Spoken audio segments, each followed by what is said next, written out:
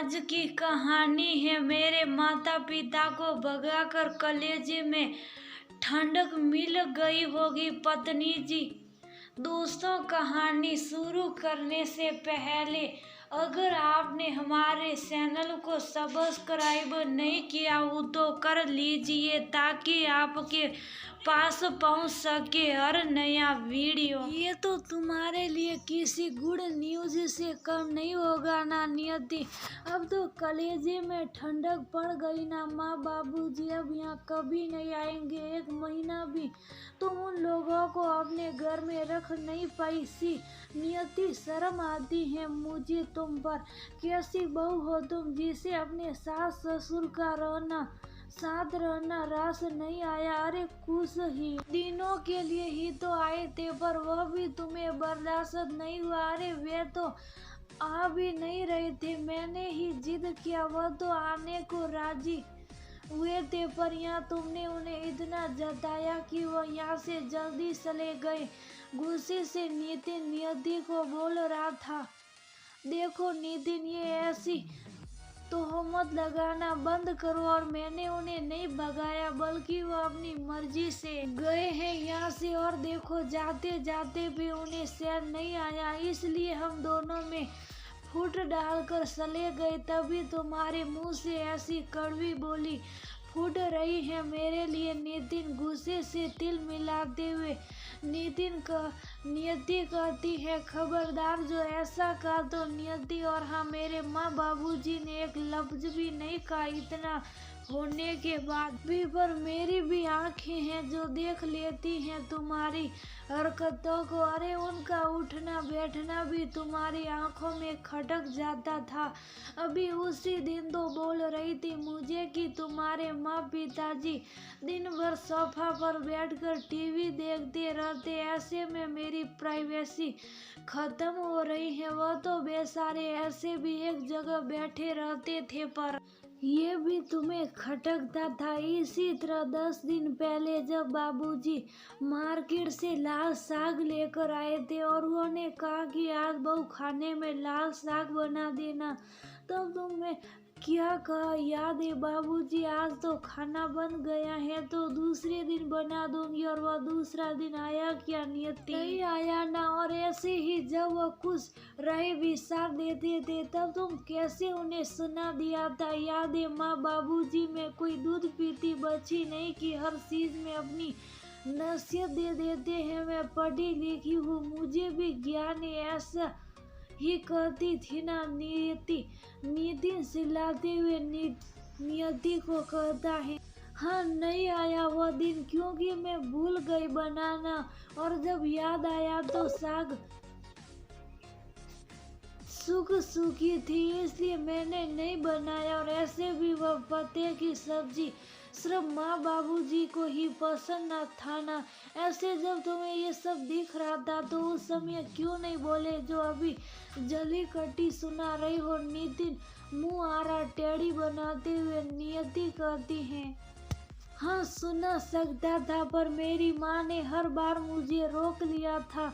वो नहीं चाहती थी कि बाद में तुम कहो कि मेरे माँ बाबूजी की वजह से हम दोनों में झगड़े होते हैं। और वैसे भी मुझे ये सब तुम्हारे मुंह से सुनाना चाहता था। मैं जानता था कि तुम सेल्फिश पर इतनी हो, कभी नहीं सोचा था, इसलिए मैं भी जा रहा हूँ ये घर छोड़कर। तब रहना अपनी मन मुताबिक।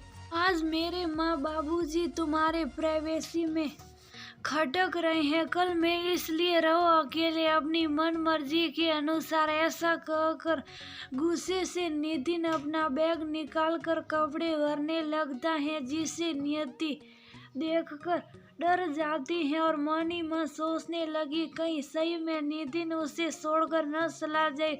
उसे अब तक ये भ्रम था कि नितिन उससे बेइंतहा मोहब्बत करता है इसलिए कभी उसे छोड़ने की बात नहीं करेगा। पर आज ये भ्रम उसका टूट रहा था, इसलिए वह इस सती की नजाकत को देखते हुए नितिन का हाथ पकड़ लेती है। फिर कहती है, मुझे माफ कर दो नियति, नितिन, मैं ऐसी गलती फिर दोबारा नहीं करूंगी, पर तुम ऐसे मुझे छोड़कर मत जाओ। मैं तुमसे बहुत प्यार करती हूँ। तुम चले जाओगे तो मैं कैसे जाऊंगी नितिन? प्लीज प्लीज नितिन, मुझे माफ कर दो। हाँ, मैंने माँ बाबूजी को सताया क्योंकि मैं नहीं चाहती थी कि वो हम दोनों के बीच आई और हमारी जिंदगी में दखल अंदाजी करे। मैं स्वार्थी हो गई थी नितिन, पर अब ऐसा नहीं होगा नितिन, वादा।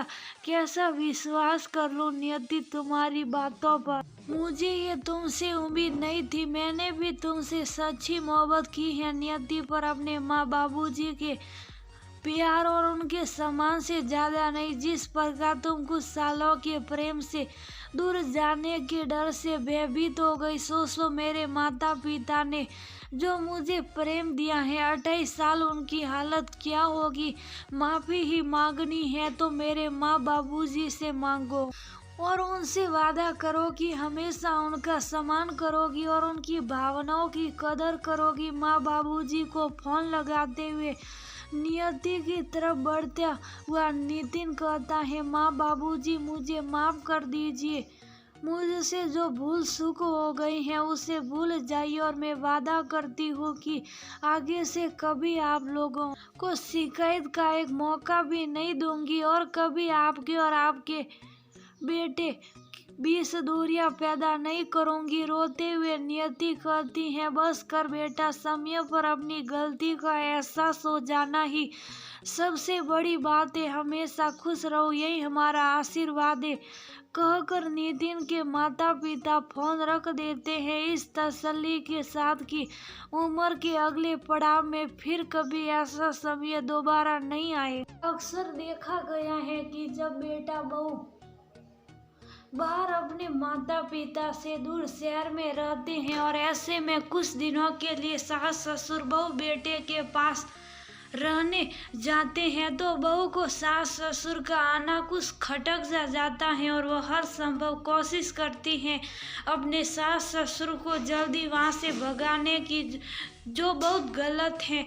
क्या एक बार बेटा की बाहर चले जाने और बहू के आ जाने से माता पिता का अधिकार बेटे बहू पर से हट जाता है? क्यों बहुओं को लगता है कि बेटे के ऊपर सिर्फ उसका एक एकाधिकार हो गया है और वह पैसा सहेगी वैसा ही होगा?